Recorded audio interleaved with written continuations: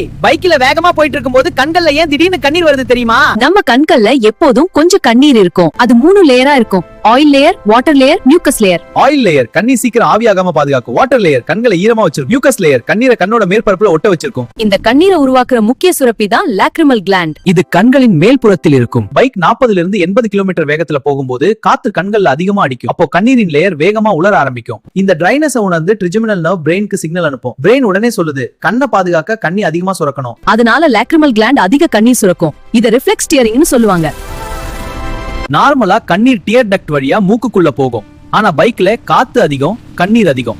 அதனால dear டக்டுக்கு capacity போதாது. அதனால கண்ணீர் வெளியே வழியுது. மேலும் சில காரணங்கள் டஸ்ட் அண்ட் பொல்யூஷன், பிளிங்கிங் குறைவு, கோல்ட் விண்ட். தடுக்க என்ன செய்யலாம்? ஹெல்மெட் வைசர் யூஸ் செய்யுங்க. ரைடிங் கிளாஸ் போடுங்க. கண்களை பிளிங்க் செய்யுங்க. அதனால பைக்ல போகும்போது கண்ணீர் வந்தா அது காதல் கண்ணீர் இல்ல, உங்க கண்கள் தங்களை பாதுகாக்க வேலை பண்ற கண்ணீர். Right safe. கண்களை பாதுகாத்துக்கோங்க.